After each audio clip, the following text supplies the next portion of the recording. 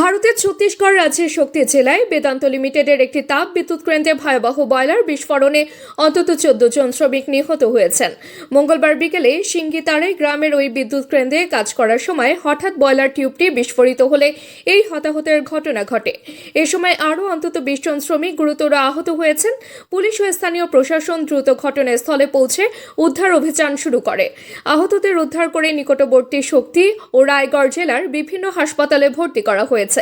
প্রাথমিকভাবে ধারণা করা হচ্ছে যান্ত্রিক ত্রুটির কারণে এই ভয়াবহ দুর্ঘটনাটি ঘটেছে। বিদ্যুৎ কেন্দ্র কর্তৃপক্ষ জানিয়েছে, ইউনিটটির পরিচালনা ও রক্ষণাবেক্ষণের দায়িত্বে ছিল একটি উপ ঠিকাদারি প্রতিষ্ঠান। বিস্ফোরণের পরপরই পুরো এলাকায় আতঙ্ক ছড়িয়ে পড়ে এবং ভেতরে বেশ কিছু শ্রমিক আটকা পড়েন। মর্মান্তিক এই দুর্ঘটনায় ভারতের প্রধানমন্ত্রী নরেন্দ্র মোদী গভীর শোক প্রকাশ করেছেন এবং নিহতদের প্রত্যেকের পরিবারের জন্য 2 লাখ রুপি ও আহতদের জন্য 50,000 রুপি আর্থিক সহায়তা ঘোষণা করেছেন।